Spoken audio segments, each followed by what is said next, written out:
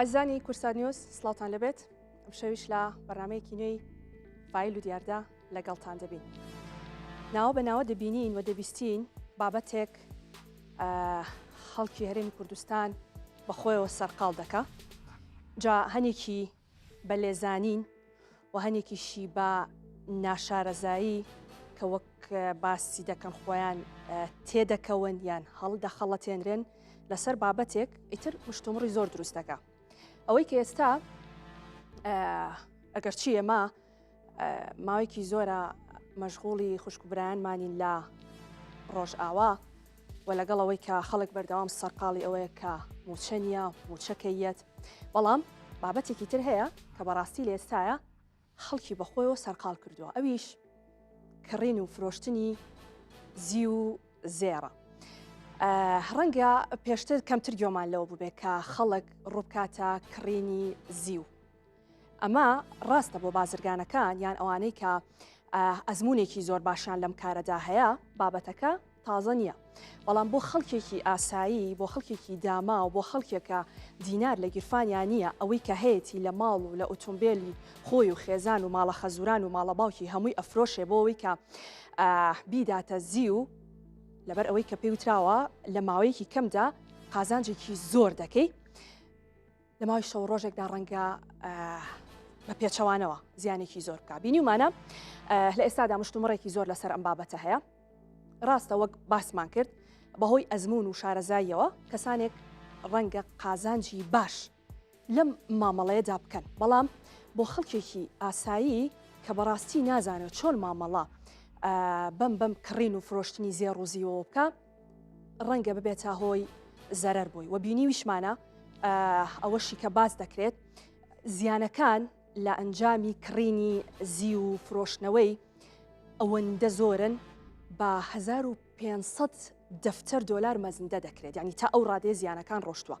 جا ئەمە بۆ خەڵکێکی فەقیر و ڕەشوڕوتی وڵاتی ئێمە کە بە 1000 نەکبەتی و دەردەسەری ئەگەر شتێک پارەی کۆ کرد بێتەوە بەڕاستی دەکرێت بڵێن کارە ساتە. بۆیە ئێمام شەو دەمانەوێت لە فایل و دیاردەوە لەسەر و بابەتە کەمێک گفتوگۆ بکەین، هۆشیاری بدەینە خەڵک کە تۆ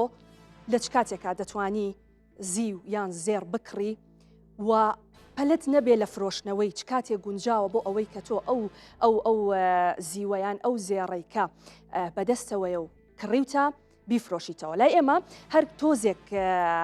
سارەکە بێتە خوارەوە متابعی ئەوە دەکرێت کە دەڵێن زیو دابەزی یان ئاڵتون بەرەو دابەزین دەچێت، پەلە دەکەن لەوەی کە بە خێرایی بیفرۆشنەوە زەرەرێکی زۆر دەکەن، دواتر ئەنجامەکەی ئەوەیە کە دەیبینین. بۆی ئێمە دەمانێت بەڕاستی هۆشیاری بدەینە خەڵک لەوەی کە چۆن مامەڵە بە زی و بە زێڕەوە بکەن، ئەو قەرەباڵغی و ئەو جەنجاڵەیە کە لە بازاری ئاڵوگۆڕی دراو لە تەواوی پارێزگاکانی هەرێمی کوردستان دروست بووە، هۆکارەکەی چیەوە، ئەمە تا چەند کاریگەری هەیە بەڕاستی لەسەر دۆلار، لەسەر بەرزبوونەوە و نزمبوونەوەی دۆلار، ئەمەش بابەتێکی ترە. من دەمەوێت بە گرافیکێک کەمێک زانیاریتان بەمێ لەسەر یان با بڵێن بەراوردێ بکەین لەسەر زێڕ و زیو لە ساڵی 2025 و 2026 بزانین ئەم بەراوردا چۆن دەکرێت. ئەگەر سەرەتا باس لە زێڕ بکەین، زێڕ لە 2025 نزمترین ئاستی زێڕ کە لە 2025 تۆمار کرابێت 2634 دۆلار بووە، نزمترین ئاستی زێڕ بووە، تا بەرزترین ئاستی زێڕ کە لە 2025 تۆمار کراوە 4532 دۆلار بووە، واتە بەرزبوونەوەیکی بەرچاوی بەخۆی و بینیوە کە ڕێژەی بەرزبوونەوەکە بە لە 163 مەزندە دەکرێت. هۆکارەکانی بەرزبوونەوەی زێڕ بەم شێوەیە لە نزمترین تا بەرزترین ئاست لە ساڵی 2025 باس لە ناسەقامگیری جیۆپۆلەتیکەکان دەکرێت کە ئەمە هۆکارێکە بۆ ئەوەی کە نرخی زێڕ بەم شێوەیە بەرزبوونەوە بەخۆیەوە ببینێ. ڕێژەی سوودی ئەمریکا کە ئەمەش هۆکارێکی ترە، کڕینی زێڕ لەلایەن بانکە ناوەندیەکانەوە، ئەو کاتێکە شمەکێک هەر کاڵایەک تەڵەبێکی زۆری لەسەر بێ ئەما بێتەوەی هەڵ ئەوسان دروست بکە و نرخی ئەو شمەک و کاڵایە بەرز دەبێتەوە. بێگومان ئەمەش هۆکارێکی ترە و لاوازبوونی دۆلار، چونکە هەمیشە ئەم بابەتانە لەگەڵ دۆلاردا پەیوەندیان بە یەکەوە هەیە بەرزی و نزمی دۆلار کاریگەری لەسەر ئەمانەش دروست دەکات لە ساڵی 2026 ئەگەر باسی بکەین بزانین لە 2026 زێر ئەگەرچی ئێمە تەنها لە مانێکی 2026 بەڵام بابزانین جیاوازیەکە چۆنە نزمترین ئاستی زێر لەم ساڵدا کە تا ئێستا تۆمار کرابێ 4309 دلار بووە و بەرزترین ئاستی زێر کە تا ئێستا تۆمار کراوە 5602 دلارەوە تا لە ماوەی مانگێک لە 2025 تا 2026 جارێکی تر ڕێژەکە بەرزبوونەوەی بەخۆی و بینیوە لە زێردا. پێشبینی بۆ زێر بۆ ساڵی 2026 ئێمە دەزانین ساڵانە پێشبینی دەکرێت لەسەر ئەوەی کە ئایا نرخی ئەم زێڕزی و ئەم بابەتانە مس چی بەسەردێ ئەوەی پێشبینی دەکرێت بۆ زێر JP Morgan پێشبینی ئەوە دەکات کە بۆ 6300 دلار بەرز دەبێتەوە تا ئێستا 5602 دلارە بەڵام پێشبینی ئەوە دەکرێت کە بۆ 6300 دلار بەرزبوونەوە بەخۆیەوە ببینێ. دۆپچە بانک باس لەوە دەکات کە پێشبینی دەکرێت بۆ 600 دلار زێر بەرز بێتەوە. بانک ئۆف ئەمریکا پێشبینی ئەوە دەکات ئەمیش بە هەمان شێوە بۆ 6000 دلار کەواتە دۆپچە بانک و بانک ئۆف ئەمریکا پێشبینی ئەوە دەکەن بۆ 6000 دلار زێر لە 2026 بەرزبوونەوە تۆمار بکە ئەگەرچی پێشبینی جیاوازن JP Morgan دەڵێ بۆ 6300 ئەمانە تەنها پێشبینین بەڵام پێشبینیەکان پێمان دەڵێن بە کۆی قسەکان ئەوەیە کە دەکرێت بەرزبوونەوە جارێکی تر لە زێردا تۆمار بکرێت. بابەتی ئەساسی زیو کە بەڕاستی لە ئێستادا ئەوەی کە مشتومڕێکی زۆری لەسرە زیوە. لە 2025 بابزانین جیاوازی نێوان 25 و 26 لەسەر زیو چۆنە لە 2025 نزمترین ئاستی زیو 29.57 دلار بووە. ئەمە نزمترین ئاست بووە کە لە 2025 تۆمار کراوە. بەرزترین ئاست طبعاً لە مانگەکانی کۆتایی 2025 کە ئیتر خەڵک ینی خویە ئەوەی کە دەبێ بچێت زیو بکڕێ ماڵ و مڵک و شتی خۆی هەمی بۆ بفرۆشێ ئەمە وای کرد کە بەڕاستی نرخەکان بەرزبوونەوەیکی بەرچاو بەخۆی ببینێ بۆ 79.11 دلار بەرزبوونەوەی بەخۆی بینی لە 2025 واتە ڕێژەکە بە شێوەیەک بەرز بۆتەوە لە سەدا سەدیشنا لە سەدا 143 زیو بەرزبوونەوەی بەخۆی و بینیەمەی کە باسی دەکەین لە 2025 ینی جیاوازیەکە زۆر زۆرە. بەراورد یەکەین دواتر لەگەڵ 26 بابزانین لە 2026 نزمترین ئاست 71.42 تەمان لە کۆتا مانگەکانی 2025 لە 71.42 زیو ئیتر نرخەکەی وەستا بەڵام بەم مانەی 2026 ڕێژەکە جارێکی تر بەرز بۆتەوە بەرزترین ئاست کە لە زیودا تۆمار کرابێ لە یەک ئۆنسەدا 121.67 دلار بووەتەوەی ئێمە ئێستا باسی دەکەین و بەرنامە دەکەین لەم کاتەدا بە نزیکەیی نرخی زیو یەک ئۆنسەی زیو بە 121.67 ئەگەرچی بەردەوام بە سەعات دەڵێن نرخەکان یاری دەکات. ئەگەر باس لەوە بکەین هۆکاریان بەرزبوونەوەی چیانی لە سەدا 143 بەرزبوونەوە ئەمە دەبێ بزانرێ هۆکارەکانی چییە. یەکێک لە هۆکارەکان وەک لە زێڕیشدا باسمان کرد بەرزبوونەوەی خواستە بۆ وەبەرهێنان ئەمە وا دەکا کە بە ڕێژەیەکی بەرچاو بەرزبوونەوە بەخۆیەوە ببینێ زیو و بەکارهێنانی لە پیشەسازی و وزەی خاوێن ئەمەش هۆکارێکی ترە بۆی کەوا بکات لەگەڵەوەی کە خواست لەسەری زۆرە تۆ لەم شتانەشا لە پیشەسازی وزەی خاوێنجا بەکاری دێنی ئەمە وای کردووە کە نرخەکانی بە شێوەیەکی بەرچاو بەرز بێتەوە بۆ 2026 واتە بۆ ئەم ساڵ کە بەڕاستی خەڵک چاوەڕێی ئەوەیە بزانێت نرخی زیو چی بەسەردێت ئایا ئەو زیوەی کە کڕیویانە بیفرۆشن یان لای خۆیان بیهێڵنەوە تا ئەو کاتەی کە قازانجی لێ دەکەن. پێشبینیەکان پێمان دەڵێ گلۆبال دەیتا باس لەوە دەکات کە نرخی زیو یەک ئۆنسەی زیو لە 175 دلار بۆ 220 دلار بەرز دەبێتەوە واتە جیاوازەکە بە شێوەیەکە لە ئێستادا وەک باسمان کرد بە نزیکەی 121 دلار بۆ 122 دلارێکە بەڵام پێشبینی ئەوە دەکرێت ئەم ساڵ تا 220 دلار بەرزبوونەوە بەخۆیەوە ببینێ. BM ئۆ کاپیتال مارکتس ئەمەژێکی کتە لەرو پێشبینیانی کە ئەوان پێیان وایە کە تا $150 زیو بەرز دەبێتەوە. کاتە پێشبینیەکان بەڕاستی جیاوازن و جۆرە سەر لە شێوانێک لە لای خەڵک دروست بووە کە خەڵک نازانێت، یعنی لە ئێستادا زیو بکڕێ یان جارە چاوەڕێکە و ئەو زیوەی کە هەیەی بیهێڵێتەوە لە لای خۆی یان بە زووترین کات بیفرۆشێ. لەسەرم بابەتە من گفتوگۆکەم لەگەڵ کۆمەڵێک میوان کە دواتر لە بەرنمەکە ئامادەیان دەبێت. سەرەتا چمە لای زۆر بەڕێز دانا مەولود کە بەڕێزیان شارەزای ئاڵوگۆڕی دراون. کاک دانا زۆر بەخێربێ. سپاس بێوەوی. کاک دانا من پێش هەموو شتێک دەمەوە بزانم ئەمە چیا گوزەرێ؟ 3 ساڵ لەمەوە پێشڕامگەیان ئەگەر لە مای نەمردین شکستی ئابووری لە جیهانە بە چای خۆمان نەبینین. شکستی ئابووری لەو کاتەوە دەست پێ ناکە. بانک پسووتەیان دەوڵەتێک داڕمێ شکستی ئابووری واتە شکستی درا و بەرامبەر بە کانزاکان دەست پێکە. لە شوا دەست پێکە لە زێڕا دەست پێکە. کاتێکم قسەیەمان کرد ئۆنسێکی زێر بە $1860 بوو، ئێستا بە چای خۆمان زێڕە بینین بە نزیکەی $5,000. واتە نرخەکەی لە چاو ڕۆژگارەیە کە باسمان کرد لە 200 یا 300 بەرز بۆتەوە و ئەوەمان بینی کە هەفتەی پێشوو واتە کۆتا هەفتەی مانگی یەکی ساڵی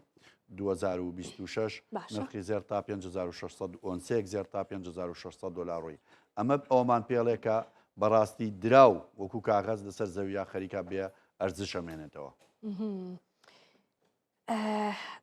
دەبینین خەڵک ڕووی کردووە چاوەی کە زیو دەکڕێ. باشە ئەمە وا دەکا کە تۆ پارەکەت بگۆڕیتەوە بە $، و ئەم پارێ دەنێریتە دەرەوە چکە ئەو زیوە لە لای ئێمە نییە،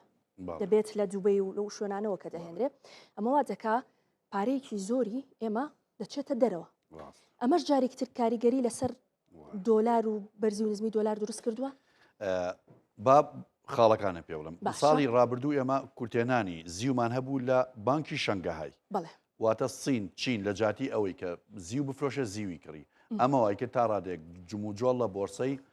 زیوە لە جیهانە دروست ببێت. ئەمە خاڵی یەکەم. خاڵی دووەمەوەیەکە ڕوند کردەوە زیو لە کانزاکانە زیاتر لە زێر ئێستا خەریکە بەکاریە یان جێگرەوەیەک بێت. خاڵی سێهەم ئەوەی کە زۆر لە لای من سەرنجە تێبینیەکەم سەرمایەداری دەستی لە هەموو یاریکردنەکانی بۆرسەیە هەیە. ئەو پارەی کە لە وڵاتانە هەیە تەمەەن ئەمە هەر کێشەیەکی ناوخۆینە لە هەرێمی کوردستانی عێراقا کێشەی جیهانیە. جیهانیش سەرقال کردو هەموو جیهان بۆرسە عالەمی لە هەموو جیهانە کاریگەری هەیە. ئێستا لە وڵاتە گەورەکانی وەکو چین و هندستان بە تایبەتی زیاتر لە وڵاتانی ئێمە خەڵک زیوە کڕێ. واتە ڕاکێشانی جوانترین خاڵی جەوهری ئەم بابەتە ئەوەیە کە زۆرترین پاراچێتە دەرەوە. ئەگەر ئەو کاکەشی حواڵاکە سەرنجبا پێمان بڵێ پار بۆ نمونە $10,000 بۆ دووبەی بە $20 حواڵەکراوە ئەمڕۆ تقریبان بە $300 بوو کەواتە زۆرترین پارە لە وڵاتانی کە زیو ئەکردن ئەچێتە دەرەوە بۆ سەرمایهداری بۆ ئەو وڵاتانی کە زیوە فرۆشن. ئامانج حاجی قادر بازرگانی زیو و ئاڵتون بە سوپاسەوە ئەم ئێوارەیە بەڕێزیشان لەگەڵمان ئامادە دەبنجا. کاک ئامانج زۆر بەخێربێ. کاک ئامانج کۆمەڵێک شتی بە سوپاسەوە بۆ ئێمە هێناوە ئەوەی کە خەڵکی بەخۆ سەرقال کردووە لە ئێستادا ئەمەیە. وایە کاک ئامانج قورسیشە ئەمە چەنە؟ 1 کیلۆیە. ئەمە 1 کیلۆیە. باشە ئەمانەشمان هەیە زۆر نازدار و ناسکە. بەڵێ ئۆنسی زیوی پێڵێن 30 گرام و 200. باشە وتوموری خانمانیشمان هەیە کە بە لیرە و ئەم بابەتانە نەخشێنراون. ئەمەش لە ئێستادا بەڕاستی گرنگی خۆی هەیە. کاک ئامانج پێمان بڵێ ئەمە بۆچی خەڵکی وا بەخۆیەوە سەرقال کردووە؟ هۆکارەکەی ئەوەیە کە ئاڵتون ئێستا زۆر بەرزە، خەڵک زیاتر ڕووی کردووەتە کڕینی زیو. دوو هۆکاری سەرەکی هەیە لێرە. یەک بێمتمانەی دراوی کاغەزی نەک لە کوردستانە لە عالەما هەیە. خەڵک پەنای بردوۆتە بەر کڕینی کانزاکان بۆ پاراستنی سەرمایەکانیان. بە تایبەتیش لە هەموو جیهانە نەک بە تایبەتی بڵێ لە کوردستان یا لە عێراق خواستێکی زۆر لەسەر کڕینی زیو هەیە ئەمڕۆ. لەبەر هەم خەڵک تەسەوڕەکات کە بەهاکەی زیاتر گران بێت. بەڵام ئەمڕۆ لای ئێمە خەڵک بە نوعێکیکە مامەڵێ پێوەکات ئەمڕۆ ئەیکڕێت سیارەکەی ئەفرۆشێت ماڵەکەی ئەفرۆشێت وازانێ بەیانی خێرا دوو بەرامبەر سێ بەرامبەر قازان جەکات ئەمە لە بازاری بۆرسای عالەمیە هەڵکشان و داکشان هەیە ئێستا بە تایبەتی تەڵەبێکی زۆر زۆری لەسرە لە هەموو عالەمان نەک بە تایبەتی لە کوردستان ئێستا تۆ بتەوێت ئەگەر لە دوبەی زیو بکڕیت لە 150 پارەکەی بێ پێشەکی بۆ مانگێ چل شەو ئەمجا ئەتوانێت زیوەکەت باتێ یعنی زیوی حازر کەمە لە بازارە تەڵەب زۆرترە بۆ بێرهێنان کەمترە باشە دواتر نرخەکە چۆن حسابی بۆ دەکرێت وە لە 150 ئەو بە 50 ڕۆژ ئەو دەقەی کە مەعاملەکەت ئەبەسیت بە سعی بۆرسی ئەو دەقە ئیتر ئەو دوای تۆ دا بەزێ بەرزە بێتەوە ئەو بە سعی ئەو دەقە پێیاوی کە مەعاملەکەت لێکڕیوە زیوەکەت لێکڕیوە بەڵێ باشە کاک ئامانچ ئەگەر ئێستا من دانەیەکی وا بکڕم بەڵێ ئەما وتت 1 کیلۆیە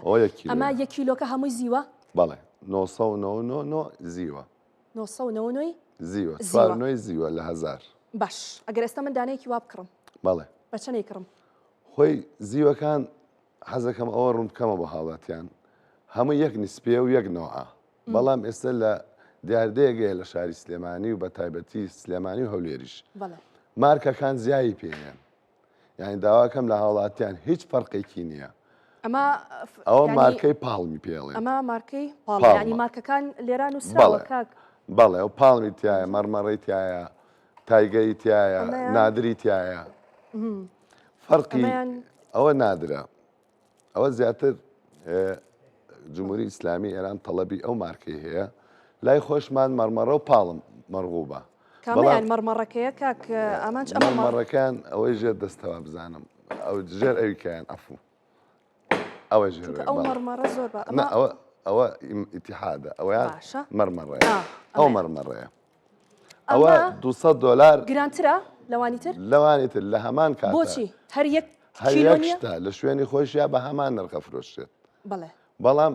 خەڵک تەڵەبی زیاتر ئەوەیە ناوەکەی زیاتر بڵاو بۆتەوە ئەینا لە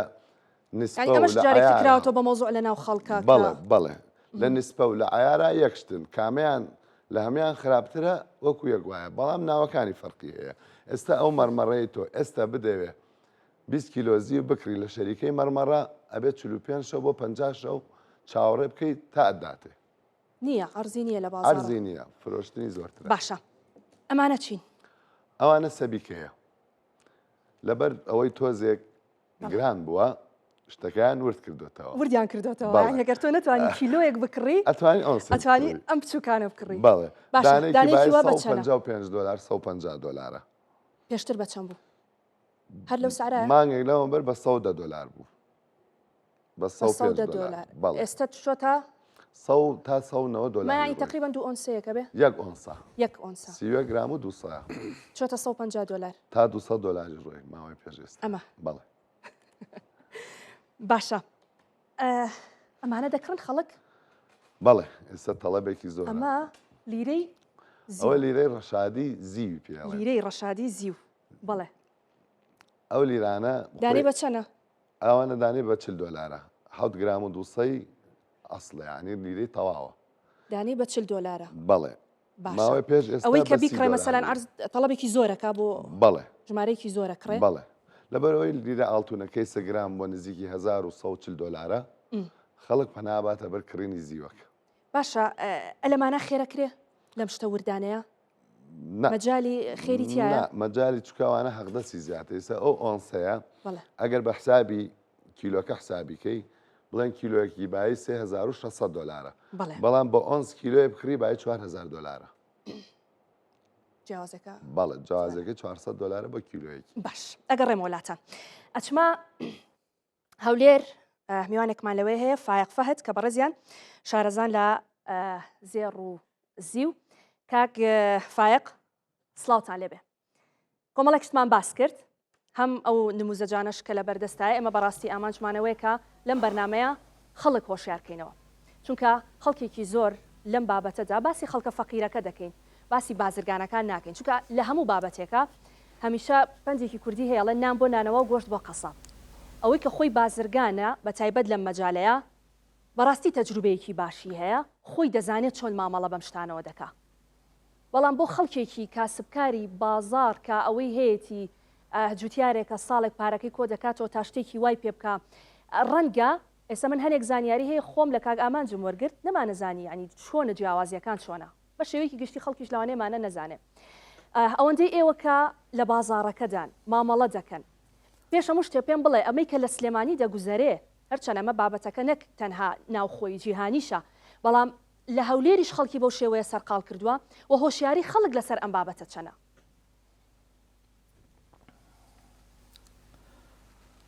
بەڵێ سلااو لە ئێوەش سلااو لە میوانە بەڕێزەکان سپاس بۆ ئەو دەرفەتە لە ڕاستیدا ئەوەی لە سلێمانی دەگوزرێت لە هەولێرێش بە هەمان شێوە بەس ئەوەی لە سلێمانی دەتوانی بڵێن زیاترە ئەوەی هەولێرێ تۆزێک کەمترە ئەوەش بۆ هەمووی چاولێکەریە کە خەڵکەکی یەکجار زۆر چاویان بڕیەوەی کە زی و بکڕن و زی و کڕین و فرۆشتین لەسەر بکەن ڕاستە خەڵک عەقی خۆیتی کڕین و فرۆشتن لە هەر کاڵایەک لە هەر شتێک بیتن بیکاتن بەس ئایا بە چ ئاست و بە چ تێڕوانیەکی خۆیدا دەیکاتن. زانیمان لێرکانە لە ئەفتەی ڕابردوودا کە خەڵکانێکی یەکجار زۆر زەرەرمەند بوون بە تایبەتی چینی مامناوەند چینی هەژارەکان خەڵکەکی یەکجار زەرەرمەندی زۆر زۆر بوون لە کڕینی زیودا ئەویش بە حکمیەوەی هیچ ممارەسەیەکیان نەبوو لە کڕین و فرۆشتنی زیودا بە تایبەتی ها نەک زێر چونکە زێر ئەو زەرەرەی وەکو زیوی نەبوو بەهەر حاڵ بینە سەر زیوەکەی خەڵکەکی یەکجار زۆر زەرەری کرد ئەویش پێشەوەی قسەکە تەواوکەی وتە بە تایبەت زی و زێرنا هۆکارەکەی ئەوەیە کە تەڵەب لەبەر بەرزی نرخەکەی لەسەر زێر کەمتر بوو بۆیە زیانەکانیش کەمتر بوو. ئێستا بۆ باز دەکەم تەماشاکەی ئەمە لێرکانە لە ئەفتەی ڕابردوودا یەک ئۆنس گەیشت بە $115 تاوەکو $120 باشە لە بازاری نێوخۆمان بە چەندی مامەڵی پێوە دەکرا بە $165 تاوەکو $170 ئەو فەرقەیە زۆر بوو خەڵکمان وشیار دەکردەوە لە ڕێی کەناڵەکان ڕاگەیاندنیارەکان و سۆسیال میدیا کاکە دەمانگوت زیوی مەکڕن لەو ئاستێکی ئێستاکە تێدا هەیە ئەویش بۆ لەبەروەی خەڵکێکی زۆر کڕین و فرۆشتنی لەسەر زیوی دەکرد بە ئارەزومەندانەی خۆی زیوی دەفرۆشت و دەیکڕی ئەوەش بووە هۆکاری وەی کە خەڵکانێکی یەکجار زۆر زەرەر بکەن خەڵک هەبووە ڕەنجی چەند ساڵەی بە ماوەی 2 سەعات و بە ماوەی 4 سەعات و دەتوانین بڵێن بە ماوەی 24 سەعات و 48 کاتژمێر هەمووی دانا خەڵکەکی یەکجار زۆریشمان هەیە بە 4 دەفتەر و بە 5 دەفتەر و تاوەکو 20 دەفتەر تاوەکو 25 دەفتەر زەرێری پێگەیشتووە ئەویش بە حکمیەوەی کە کڕین و فرۆشتین لەسەر زیو دەکرد هیچ ممارەسەیەکی نەبوو لە بازاری نێوخۆی هەرێمی کوردستان زیو بە چل وەرەقەی بەدەستمان دەگەیشت ئەو دەچوو بە چەندی دەیکڕی دەچوو بە 55 وەرەقەی تاوەکو 58 وەرەکە تاوەکو 62 وەرەقە زیویان کڕیوە کاکە خەڵکمان وشیار کردوە ئەمە ئەم مامەڵەیە لەسەر بۆرسە نەکراوە یعنی ئەمە پێی دەڵێن من ئەوەندەی بە دوواداچوونم کروتیان بە تایبەت بازرگانەکان بە مامەڵەی فیزیکی ئەمە هۆکارێکە کە وای کردووە خەڵک زیاتری پێ بە ئەگەر تۆ متابعی بۆرسە بکەی لەوانەیە یەکجار زەرەرەکان بەو شێوەیە مەزندە نەکرێ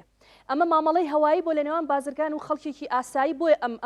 ئەم زەرەرە زۆرە دروست بووە بەڵێ دەتوانم دوو هەردووچی هەبووە ئوستاز تەماشاکەی خەڵکەکی هیچ دەتوانم بڵێم خەڵکەکی یەکجار شارەزایی نەبووە لە زیو ئەوە یەک خەڵکەکیش هەبووە شارەزایی هەبووە لەسەر بۆرسە و لەسەر کڕین و فرۆشتنی وایە لێرکانەدا ئەمە تازە باسم دەکرد گوتم ئەگەر زیو لە بازاری خۆمان لە هەرێمی کوردستان بە 40 وەرەقەی بەدەستمان دەگەیشت لە نێوخۆ کە خەڵک کڕینی فرۆشتین لێسە دەکرد دەگەیشتە 62 وەرەقا تاوەکو 63 وەرەقی کە ئەتوو ئەدنان ئەوەنسا ئەگەر دابەزینێکی گچکۆکەی بەخۆ بینیماوە ئەتو نەدەگەیشتی و ئاستی خۆت تازە باشمان کرد گوتمان ئەوەنسی زی و گەیشت بە 115 دلار تاوەکو 120 دلار ئەو کاتی زی بە 40 وەرەقەی بەدەستمان دەگەیشت ئەتوو عفوان زی بگاتە 165 دلار 170 دلار ئەو جا ئەتوو دەگەی ومایە خۆت بزانە ئەو فەرقە جوایە زەی ئەوە خەڵکەکان ویان لێ کرد خەڵک وی لێ کرد کە ئەو ئاستەی ببینێتن ئەگەنا لە ڕووی جیانیەوە ئەمە زیو لە چێ دەینین لە دووبەی دەینێ لەگەر تورکیای تەمەشای فەرقەکەی دەبی 3 وەرەقە تاوەکو 5 وەرەقە بیتن ئەو هەکڕین و فرۆشتین لەسەر بیتن لە دوکانەکەی خۆم ئەمن چەندین خەڵکم وشیار دەکردەوە کاکە زیو مەکڕە لەبەر چ هۆکارێک لەبەر ئەو هۆکارەی دەمگوت کاکە 20 وەرەقە لە سەروی بازارە جیهانیەکانە ناکرێ سبێنێ 10 ئەوەنسە بێتە خوارێ تۆ زەرمەندی یەکجار زەرمەند دەبی 20 وەرەقە زەرەر دەکەی دەبتە 25 دەبتە 30 وەرەقە ئەو جا خەڵکەکی یەکجار زۆریش ئەو زەرەرەی ببەرکرد خەڵک ئێستاکە ناڵاڵی تیلەوەی کە بگاتەوە ئاستی مامەی خۆی بەس دەرێ بگەمەوە ماوەی خۆی بە حیاتی خۆم نایەمە ئەو بازارەی یان کڕین و فرۆشتن لەسەر زی و ناکەم بە تایبەتی زانیت ئەوە باش ئەگەڕێمە وڵات کاک فایق کاک دانا باسمان لەوە کرد کە دۆلارێکی زۆر پارەیەکی زۆر سەرمای هەرێمی کوردستان دەبرێتە دەرەوە ئەمانە تۆ لە دووبەیەوە بەشێکی زۆری دێت و کاک ئامانجیش باسی لەوە کرد هەنێک لەماناگەر تەڵەبیشی بۆ بکەی بە 50 ڕۆژ ڕەنگە ینی ئەمەندە تەڵەبەکە لەسەری زۆرە باشە پرسیارەوەیە ئێمە ئەم هەموو زیوای هەنین هەرێمی کوردستان چی لەکەین لێرە چی ئیسفادەیەکی لەکەین بەلەوەی جوابی پرسیارەکە بەمەوە بەبوو پێڵم داڕمانێکی خێرا هەبوو لە بۆرسەی جیهانیە زەرەکە خاڵ یەکەم ئەوەیە خاڵ یەکەم پەیوەندی بە جیهانەوەی پەیوەندی بە ناوخۆ نییە ئەو خەڵکانی کە زێڕ یا زیویان کڕیوە چاوەڕێ بوون بۆرسە زیاتر سەرکەوێت و بە قانجاز بیفرۆشن بەڵام داڕمان هەبوو لە بۆرسە ئۆنسەیەک زێر لە 5600 دلار و گەشتە 4400 دلار کە 3 ساڵیشە بێ ئۆنسەی زێر بەم شێوەیە شکستی نێناوەتە دانەبەزیوە واتە ئەمە ئێمە وەکو ئابووی ناسان پێڵێن خۆڕێکردنەوەی بانکی هەیە لە ئەمریکا ئەوروپا بەڵام لێرە شکستەکەی بەر هەموو خەڵکی جیهانەکەوێ ئەتوانم بڵێم سەدان هەزار کەس لە بۆرسەی جیهانیا لە هەفتەی کۆتایی مانگ یەکەمی ساڵی 2026 سەرمایەکانیان سفر بووە با جوابی پرسیارەکەەوە بەمەوە زێر کانزایەکی جیهانیە هەر وەختێک هەت بێت نرخی خۆیەکە بەس پرسیارەکە لەسەر زیو ئەمەیە ئایا ئێمە ئەم هەموو زیۆمان هێنایە وڵاتی خۆمانەوە کە پێشتیش باسمان کرد زیو خەریکە وردەوردە لە پیشەسازی وڵاتانە ئەچێتە بواری جێبەجێکردنەوە لای ئێمە چی لێت هیچی لێ نایە لەبەر ئەوە ئەگەر بەم شێوێ بڕوە بۆرسەی دابەزێ و بازارێکی بۆ نەکرێتەوە قەتی زەمێنێتەوە ئەو کاتە وەکو پاروپێراری لێت ئەگەر کاگامانج بیری بێت ئەوسا کیلۆیەکی بای 1000 دلار بوو لە بۆرسا لە بازار 400 دلاریە کرد من ناڵم لە 100 دوای لێت و کەس نەچێ بەلا خەڵک مامەڵی خۆی کا بەڵام مامەڵا بێ بە دروستی بکرێ بۆ ناکرێتەوە هەموو سەرمایەکە و بەی بە زیو بە تایبەتی لەگەڵ یانیم تاوان کەمترین قسەم لەسەر زیو کردووە زۆرترین قسەشم لەسەر زێر کردووە بە سپاس بخوا ئەو قسەکان ئەوەی زێڕەکە هەمووی جێی خۆی گرت ناکرێتەوە ئۆتۆمبیل و خانەکۆ بفرۆشی بێ خەتەرەکە ئەوەی بە پێچەوانەوە خۆی هەندێک کاڵا و شتومەکەکان یا ژیان خەڵک ئیستعمالی حیاتی خۆی کاچەیە بە خانوویەک بە پێچەوانەوە ناکرێت ئەوەی کەڵچەی سەرمایە جۆرێک لە قماری لێ نهاتوە هەر خۆی بۆرسە قمارە لە زۆر ئێمە دەمانبینی دەمانبیست کە خەڵک خانووی فرۆشتۆ خۆی بۆرسەی عالەمی لە ئەستا شیکارەکەی زۆرە چۆن دروست بۆ چۆن قەناعەتیان بە خەڵک کردووە داخل بێت و وڵاتان چۆنی شی لەسەرەکەن با نەچینەوە تەفاسیلەوە خۆی بۆرسە قمارە لە ئەستا هۆکاری دابەزینی نرخی زێر و زیو لە بۆرسەی ئاوای کرد خەڵک لە جیهانە زۆرترین زەرەکا و هەرێمی کوردستانیش بەشێشی خەڵکی ئەو زیانەی بەرکەوت بۆچی خەڵکە زۆر زیاد خۆی لە سەرتاوە کاگامان نرخەکەی بەو شێوەیە نەبوو کە خەڵک بە پێچوانەوەڵی لە سەرتاوە زیویان کڕی هەمویان لە قانجازا چکە لە 1000 دلارەوە نرخەکەی دەستی پێکرد بۆ 5300 دلار وایە بەڵام ئەوانەی لە بەرزاییە کڕیان لە 5300 دلارە لە شکستی بۆرسیا زەرەریان کرد هەمویان هەر زەرمەند نەبوون خەڵکیش دێ سوودی بینەوە زیو یا زێر کانزا تەعاملکردنی لەگەڵ یەکەم ئارامگرتنیەوە دووهم ئەگەر تۆ سەرمایە یا ماڵێکت هەیە ئەدەوێت ئیشیوە بەرهێنان لە کانزایە بکەی ئەبێ لە 125 ماڵە کۆ بخیتە ئیشی کانزاوە و ئیشی خۆشت بێ و ڕاوێژیش بکەی ئەوە قەی زۆر لەسەر نییە ببورن ئەم قسەیەکە میدیا و شۆسیال میدیا قەنەعەتی پێ بکات کە تۆ هەرچی تێ دەردی تۆوتت هی خۆتوی کەس و کارەکە توی نازانم لە بەرەوە بەرێنانی کانزایەدانی ئەمە هەڵێشی زۆر زۆر گەورەیە ئەو زەرەرە گەورەیەوە ئەوە وای کرد کە ئەو کەسی بە گەورەی تەعاملەکە زەرەری زۆرەکە ئەو کەسەی بەوردی مامەڵاکە زەرەری کەمترەکە من لە وڵاتانی دەرەوە بینیومە خەڵک ئەچێت ئیشی قمارەکە بە $100 داغڵە بێت ئەگەر $100ەکەی دۆڕان ئیتر پارەی کە لەگەڵ خۆیان ناباچێتەوە بۆ ماڵەوە بەڵام ئێمە زۆر زۆر بە قورسی هەموو پارەکانمانەخینە یەک ئیشەوە ئەگەر لەو ئیشا شکستمان هێنا بە تەواوی ژیانمان ئەبێ بەمای شکست کاک ئەمانج ئەمە نهێنی بازرگانەکانە ئەوانەی کە دەڵێن ئەزمونیان هەیە ئەوان دەزانن چۆن ئیشەکە دەکەن ئەو ئارامگرتنەی کە کاکدانا باسی کرد ئەمە هۆکارێکی سەرەکی نیە بۆ سەرکەوتن لەو ئیشەدا ئێمە دەزانین خەڵکێ مەسەلەن مقابلە کراوە چاوپێکەوتی لەگەڵ کراوەڵە دوێنێ کڕیمە بۆەوە ئەمڕۆ هاتوون بە پەلەی فرۆشمەوە ئەم بە پەلە پەل فرۆشنەوەیە تەمانەوەش لە ترسیەوەیڵە نەک زیاتر دابڵێ ئەمە خۆی هۆکارێک نییە بۆی خەڵک ئەم زەرارە زۆرە بکە بەڵێ هۆکارێکە وەکوی پێشتریش ئەرزم کردی ینی تۆ بتەوێت ئەمڕۆ ئەمە بکڕی بە $20,000 بەیانی دووبیانی بێ بە $40,000 ئەمە نییەشتیوە یعنی من ئەمڕۆ خۆم لە بازارەکانی دووبەی بووم نیوەڕۆ هاتوومەتەوە ئێستێژ لە ناو ئیماراتە کیلۆیەزی و بۆرسەکەی 85 بێت بە 105 ئەیفرۆشن 20 پنیۆمی پێڵێن 20 پنیۆم سەر و بۆرسە ئەفرۆشێت ئێستێش تا ئەم دقا یعنی سێگە بۆرسەکەی 80 بێت بە 100 بۆ دەشکێنێتەوە لەبەرچی ئەڵێ ئەگەر بەرز بووە بە جێنەمێنم پێشی لێگرێ تێگەی من خۆم دوێنێ بە پنیۆمی حەڤە کڕیمە لە ناو ئیماراتە یعنی حەڤە دەرەجە سەر و شاشەکەش ئەمجا ئەتوانێت بیفرۆشێت ماڵەکەی خۆی نایە بڵێ دابەزیوە ئێستا ئەیفرۆشم بە هەرزانترەی کڕمەوە شتی وا ناکەن ئەوان وەختێک ئەفرۆشێت بیکڕێتەوە کە بیشی کڕێتەوە مەجالێک دائنێ بۆ خۆی بۆی کە نەکەوێتە زەرەرەوە تۆ باشە خەڵکی داماوە سوزانێت خەڵک ئەبێ بۆ شار بێت یعنی تۆ ساری کیلۆیەک زی و بە 36 وەرەقە بووە لە ماوەی 2 سەعات تا بێ بە 52 گەڵا ئەمە ساری خۆی نییە تەمەەن حواڵەکەی $95 تێدەچێت لە ئیماراتەوە بە ئێرە نقل و کرێکەی $30 بۆ $28 مەجموع $125 لە نرخی ئیمارات مەصرفی هەیە تا کوردستان تۆ توانین $150 تا $200 زیابەی ئەمە معقولە یعنی داش بەزێ بەرزیش بێتەوە تۆ زەرەرێکی وا ناکەی بەڵام هاوڵاتی شارەزانیە هەر لە خواهاتەوە بۆ بازار ئەڵێ بەسی ئەڵە من بە 32 ئەمەوێ بە 32 دەوێت زەرەرەکەیت یعنی لە بەرسا ئێستش تا ئەم دەقە بە 20 پنیۆم سەر شاشە ئەفرۆشێت بۆ ئەوەی کابرا کە بەرزبوونەوە کشکا تووشی زەرە نەبێ بۆ ئەو مەسافەکەمەی کە بیکڕێتەوە زیوەکەی بەڵێ دەستخۆش کاک فایق بەڕێستان وەک شارەزا و ئیشکارکردن لە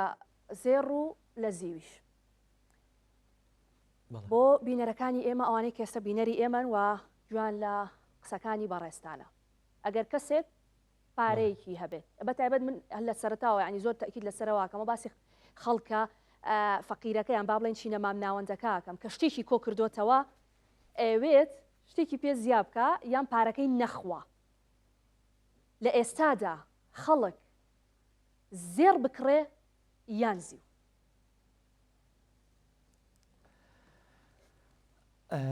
من هەموو جارێ لە 2022ەوە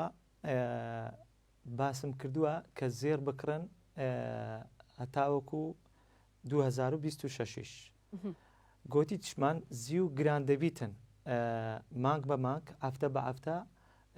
پێشنیاری وەما کردیا ئۆنسی زیو دەگاتە ئەو ئاستەی کاتێک ئۆنسی زیو $28 بوو گوتمان تاوەکو $40مان هەیە لە $40کەش گوتمان تاوەکو $6مان هەیە یەک ئۆنس لە 6 گوتمان دەگاتە $80 لە $80 گوتمان دەگاتە $105 لە 105 گوتمان دەگاتە $115 تاوەکو $125 $121 بینیوە ئۆنسی زیو بەس بەو معنای نایە کە هەموو خەڵک بێ خۆی لە ئیشی زیودا چونکە زیو تەنها دەوڵەتە پێشکەوتوەکان ئەوانەی کە لە بۆ تەکنۆلۆژیا بەکاری دێنین ئەوان زیاتر خواستیان لەسرە زانیت ئێمەش خواستمان لەسرە بەس وەکووان نییە زانیت لێرەدا ئەمە دەڵێن زیاتر وەکو خۆم هەموو جارێشەوە قسەی دەکەم کاکە ئەگەر پارەیەکت هەیە ئەگەر هەر چەندەکت هەیە بە زیاتر ئەمە ڕوو لە سەرمایه‌دارەکان دەکەم ڕوو لە بازرگانەکان دەکەم ڕوو لە خواپێداوەکان دەکەم بە ئەوان سەرمایەکانی خۆیان بکەنە زێر بەس ناڵێم چینی هەژارەکە یان چینی مامناوەندەکە کاکە بڕۆ بەس زیوی بکڕە دەڵێم زێڕی بکڕە لەگەڵ ئەوەشدا دەڵێم زیویش بکڕە بەس ئایا ئەتوو لە چه ئاسێک دەکڕی ئایا لە سەر و بازارە جیهانیەکان دەکڕی یان متابقی بازارە جیهانیەکان دەیکڕی بە دووەرەقە بە سێوەرەقە زیاتر دەکڕی ئەگەر ئەو بەو سعرەی یان بەو نرخی کە بوو بەو سعرەی ئابیکڕە باشە نەیکڕی بەس ئێستا ئەوەی دەگوزەرێ لە بازاری هەرێمی کوردستان بە 20 وەرەقە و 25 وەرەقە لەسەر و بازارە جیهانیەکان ئەوە خەیاڵە کەس قازانز ناکە منی وەکو زێڕینگر ئەگەر لەو ئاستەش بکڕم زەرەر دەکەم بۆ چونکە هەر دابەزینێکی ئۆنس کاریگەری دەبتە سەر سعری زیو بە مەسەلەن ئەگەر ئەتوو بە 50 وەرەقەت کڕی 10 ئۆنس بێتە خوارێ یان 15 ئۆنس بێتە خوارێ تۆ 15 وەرەقە تاوەکو 20 وەرەقە زەرەرتە ئەو زەرەرە گەورەیەش ئەوە پڕ ناکرێتەوە باشە کاک فایق یعنی بەڕێستان وەک ئەوەی کە زەڕەنگەرن ڕەنگە ئەمە پرسیاری خەڵک بێ گەر من ئێستا 3 بۆ 4 هزار دۆلارم پێ بێت یەک دانە لەمە بکڕم کە 1 کیلۆیە یان چمە بازار 3 لیرە 4 لیرە نازام لیرە ئێستا بە چەند لیراکە ئەو پارەی من بێم بە لیرەکە باشترا یان ئەلەمی پێ بکڕم بڵێم 1 کیلۆ زیو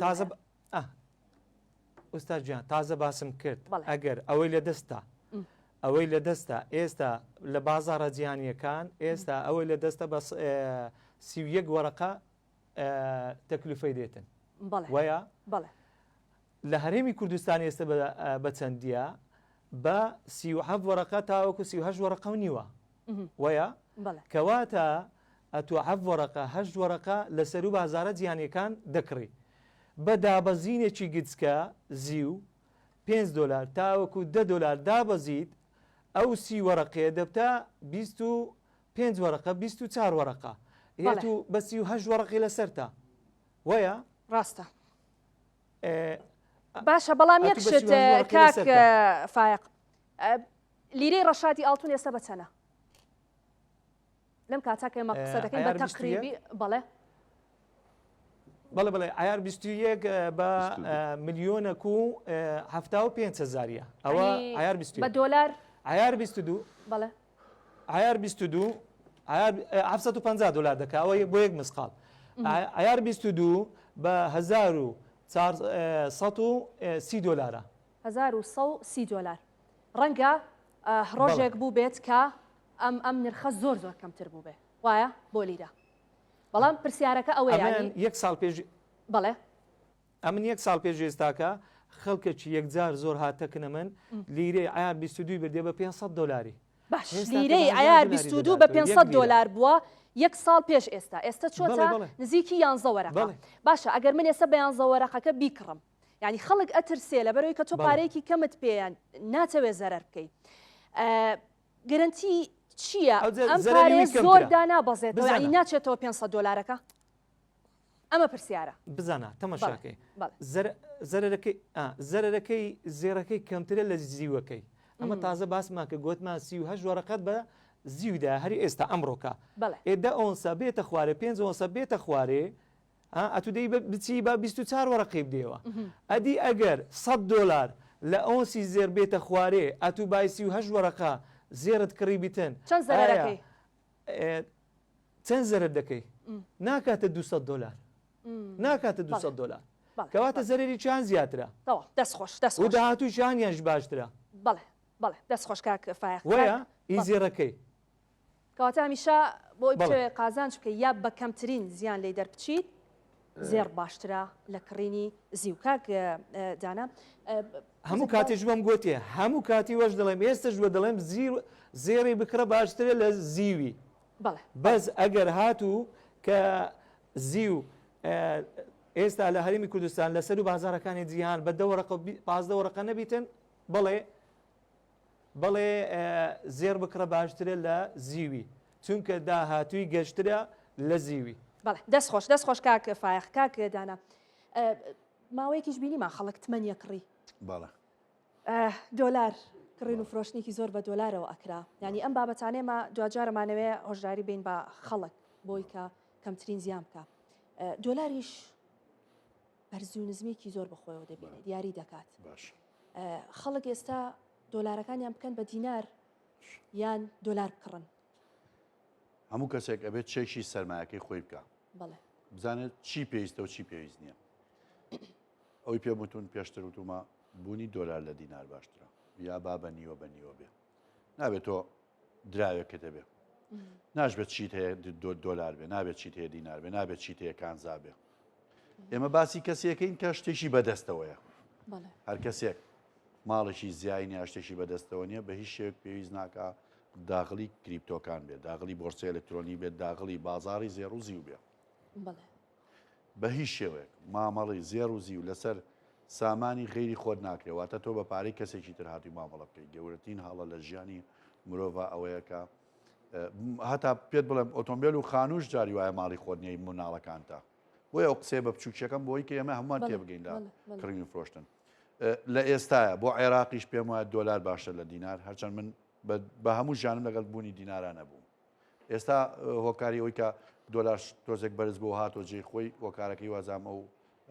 سیکۆدایە کە حکوومەتی عێراقی تا ڕادێک ڕایگرتووە ئەو سیکۆدایە جێگیر بێت نرخی دۆلار جاریش کە بەرامبەر بە دینار بەهێزە بێتواتە نرخێکی کێ بێت من پێم وانە ئینسان چای لەوە بێکە بە شەو ڕۆژێک دەوت کاکفای قوتی دەوڵەمەند ببێ خێرا شتێک بکرێ و بۆ بەیانەیە کاگامان جەروایوت خێریشی لێ بکات و دەوڵەمەند بێ ئێمە لەگەڵ ڕۆژگارێک ئاژین ڕۆژگاری سەرمایەداری هەمووی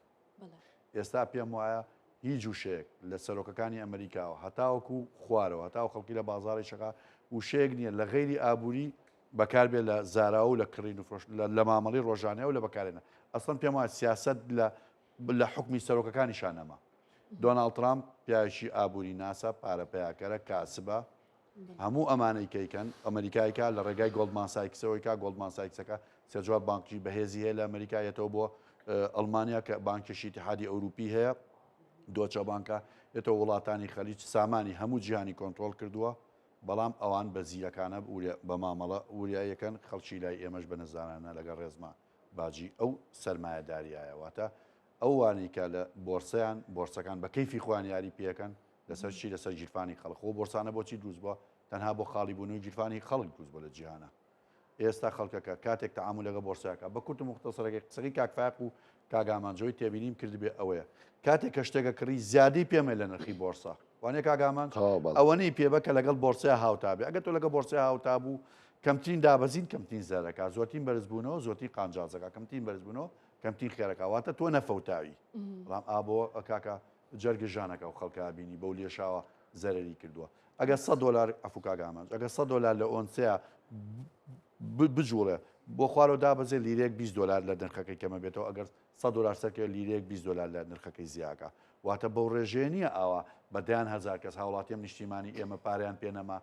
لە پێناوی کڕینی زیوازی و هیچ نییە ئەوە نییە ئاوا سەر بخەیتە سەری پێشبینیەکان چێمان پێڵەنگە 2026 بەتایبەت بۆ گۆڵدمان سایکسەکە خراپ بە نرخی زیێڕەڵێ نایڵێم بەکاری نایەنم جاریشتر بۆی کە بەڕاستی خەڵک نەچێتەوە سەرکانزا 6 ساڵە قسەی لەسەرەکەم پێم وانێ نەم پێکابێت لە نرخی زێڕا قسەم لەسەر زیو نییە کەم تا زۆر بەس ئەو نە ئامۆژگاری هەر کەسێکم هەر مامەڵەیەکەیکا بەوردی بیکە تا ڕایەت یا فێرە بێت من 24 ساڵە ئەوی شاکەم هێشتا توانم لەم شارەزایی باشم نییە وەکو خەڵکانی کە پێشەمە کردویان شارەزایی باشیانە بووە لەوانەیە 100,000 جار بۆی شێکی خۆم دەیان ڕاوێژم کردبێ زەرریشم نەکردووە لە ڕاوێژەکانم ناشێتەوە لە ماڵەوە دابنیشت و بڕیار بیبانی چی تێبیکەی بە زیو قسەکەی تۆ گەر ئێمە بەکارمان نهێنا لە بەڕاستی لە ئیسیعمالە لە بەکارهێنانی کارگەکانە بێ فڕێ بین ئەوش معقول نییە تێگەی لەوانەیە بۆرسەکەش بگۆڕێ بە پێچوانە بێتەوە نرخی گۆڕانکاری بەسەرابێ ئەوە نە ئامۆژگاریم بۆ خەڵکەوەیە کە بەڕاستی پێم ناخۆشە کە سێزەرەکە ئەوە بە وردی بە لەسەرخۆی و هیچ نەبێ با ڕایش مامەڵی لەگەڵا بکەن دەستخۆش کاک ئامانچ لە ئێستاە ئەوەی کە گرنگە ئەوەی کات کڕیوێتی تازەی تر بە هەرچ نرخێبێ کڕیوێتی ئەوەی کە زیوی کڕیوە لە ئێستادا بیفرۆشێت یان جارێ لای خۆی بهێڵێتەوە ئەوانەیە ئەگەر بۆ پاراستنی سەرمایەکانیان کڕیوانە و بەدیلی دراوی کاغەزی دایان ناوە دەسی لێمەیان ئەوەشی کە بۆ ئەوە کڕیوێتی ئەمڕۆ بیکرێت بەیانی خێری لێ بکە زەرری لێ بکە یعنی بەتەمایەوە نەبێت لە شەو ڕۆژێکە بتوانێت بە قەیمایەکەی خێری لێ بکات ئەمە سەبرێنەوەی هەر زەرەرە بۆ ئەم دەقەیە بەڵێ ئەوەی لە گرانیا کڕیوێتی بەڵێ بەڵام لە ئێستاە دووسێ هۆکار هەیە بۆ زیادبوونی نرخەکە لە بازاری خۆمانە باسی لیرەت کردوتە لیرە بکڕم یا زیو بکڕم ئێستا لیرەیەک لە دووبەی بەدە وەرەخە و $6 لێرە بە $1110 فەرقی لیرێک $7 و $240 زۆرە بۆ ئاڵتون فەرقەکە گەڕێتەوە بۆچی بۆ حەواڵە یەک لیرە ئەمڕۆ کە تۆ پارەکەی نێریت لە دووبەی بیکڕیت $25 نقلی بەس حەواڵەکەیەتی تێگەی یعنی تۆ هەست کاتێک کە بیف ئاڵتونی ژۆکو ئێستاوا بێت تۆ $30 لە زەرەرایت بە بۆ نێەوە بانقی مرکزی تا ئێستا هیچ پارەیەکی وەکو مەنەسا بۆ زەرەنگەرەکانی کوردستان سرف نەکردو بە هیچ شێوەیەک بۆ وانێت جنوب هەیە گەڵیان بە 132 تێ بەڵام تا ئێستا لای خۆمان من لە 2004 خۆم زەرەنگەرم تا ئێستا هیچ پرەپارەیەک لە ڕێ بانقی مرکزیەوە بۆ ئەوانەی ئێمە کەی هێنین بۆمان سرف نەکراوە ئەوێ لە بازاری ڕەش بیکڕین لە بازاری ڕەشیش دەفتەرێک $300 عمولەیەتی بۆ لیرەیەکی بچووک $25 $30 بۆ کیلۆیە زیو $95 ئەبێت تۆ بە چەند کڕی بێتت $95 حواڵەکەی زیاد بکەیت $30 نقلەکەی بۆ زیاد بکەیت ئەمجا خێر و ئەمولەی خۆتی بخەیتە سەر بەڵام لە ئێستاە لەم کاتەیە لە هەج بوارێکیانە بە بۆنی حواڵەکەەوە هەر زیاترە لە ساری بازاری جیهانی بۆ مسیش خەریکاکەوێتە ناوانە بەڵێ مامەڵی پێوە بکرێ تەسەوەرەکەم لەم هەفتا قاڵبی مسیش بێتە سلێمانیەوە قاڵبی مس بەڵێ وەکوم ئەو زیوە ئەوەش وەچبێک خەڵک بەڵێ بەڕێوەیە لەم نزیکانە تەڵەبێکی زۆریش کراوە ئاگادارم دانی ناگاتە کۆتاییما داخلی بازارەکانە بێت باش کەواتە بە شێوەیەکی گشتی ڕێنماییەوە بۆ خەڵک چییە ئەگەر بێت و پارەیان هەبێت باس لەوە کردوتی لە هەردوو حاڵەتەکە زێر بەیازی بێ هەر بۆ ئەم دقەیە زیاتر ئەوەی کە پارەی هەیە هیچ کام نەچێت بەلای کڕینی هیچ کام لەوانەیە وڵای من نەئەڵم بکڕن نەئەڵە مەفرۆشن چکە ناتوانیت ئەمە بەدەست ئێمە نییە ئێمە وەکو خۆمان بەسەلەن کیلۆیە زیو بفرۆشین ئەیخێنەوە شوێنی تێگەی ئێمە وەکو بازرگانان مایەمان پارە نییە مایەمان یا زیوە یا ئاڵتونە کیلۆیەکە فرۆشم بە تۆ بە $100 کەمترەی خەمە شوێنەکەی ناچم کیلۆیەک بفرۆشم پارەکەی دانێم زیایشم بێ ناچم 2 کیلۆیتە زیاب بخەم زیوەکەم زیاب بکەم باش بەڵام تۆزێکیش باس لەواکرێ بازرگانەکان خەڵک هەڵە خەڵەتێن نا ئێمە خەڵک هەڵ ناخڵەتێن بازرگانیش بە تایبەتی چکە ئێمە وەکو پیشەوەرین ئیش لەسەر بۆرسا ئەکڕین ئێمە لە دووبەی لە بۆرسایی کڕین بۆرسەکەش دیارە ئەچکە شارەزایی لێ بێت ئەگەر تۆلای من بەیانیڵی کیلۆیە زیو بەڵام بە $3000 سەری موبایلەکەکەیت سیارەکەی دیارە ئەم $3000 چەندم زیاد پێوتویت $150 زیام وتووە بۆچی $150 زیاد بە من وتووە بەڕێزم $95 حەقی نەقلەکەیەتی $30 من $95 عمولەکەیەتی $30 هێنانەوەکەی من $25 خێرم لێ سندویت ئەوە لە دوای منەوەیە کە ئەچێت بە 45 گەڵا و 50 گەڵای فرۆشێت ئێمە لێ دەرچوین ئێستا من زیوم فرۆشتووە بە 26 وەرەقە ئەو ڕۆژەی کە مۆعیدی بۆ یاومەتیایەتی بە 46 وەرەقە من هەر پارەکەی خۆیم لێ وەرگرتووە بەڵام ئیتر خەڵک لە باتی ئەوەی بۆ 50 ڕۆژ با سیاری خۆی بیکڕێت ئەڵێ من 5 گەڵا زیاتری پێم و زووەری گرم باش دەستخۆش سوپاس بۆ میوانەکانم کە بەڕاستی بەوردی لەسەرم بابەتە هەرێکیان بە پێی شارەزایی و سپۆرەکانی خۆیان لەسەر بابەتە قسەیان کرد ئاماش لە بەرنمەکەی ئەمەش هۆشارکردنەوەی خەڵک بوو لەسەرەوەی کە لەم کاتەدا ئەو پارەی کە بەدەستێوێتی ئایا زیویان ئاڵتون زێڕی پێ بکڕێ یان ئەوەی کە کڕیوێتی پەلە بکات لە فرۆشتنەوەی یاخودنا بە هیوای ئەوەی کە لەگەڵەوەی کە خەڵکانێکی زۆر زەرمەند بوون بەڵام بە هیوای ئەوەی کە ئیتر تۆزێک بوەستین لە بەڕاستی چاولێکەری بۆستین لەوەی کە هەڵبە خەڵەتێنرین لەلایەن کەسانێکەوە کە ئەم بابەتیان کردووە بە تیجارەت و بە بازرگانی ورد و دروشتی بابەتەکە ئەمەیە کە ئەمان باسییان کرد دەتوانی تەڵەبی بۆ بکەیت 40-50 ڕۆژ چاوەڕێ بکەی بەڵام بە نرخێکەمتر لەوەی کە تۆ ئێستا لە بازارە بیکڕی و دواتر بڵێ هەڵخەڵەتێنراوم چکە بەڕاستی لە ڕووی یاساییشەوە ڕاستە ئەم بابەتە زۆر جارە چێتە قاڵبی هەڵخەڵەتاندنەوە زۆر جار دەتوانی تۆ سکاڵا بکەیت بەڵام دوجار ئەوە تۆی بە ڕغبەتی خۆت بە ئارەزومەندانە بە حوسن و ڕزای خۆت پارەکە دەخەیتە دەستی کەسێکەوە و لە بەرامبەرە یەکێک لەمانەی پێدەکڕی بۆیە گەر دواتریش بابەتەکەت بخەیتە یاساوە ڕەنگە لەم بابەتەیە یاسا زۆر پشتیوانیت نەکە بۆیە با ئێمە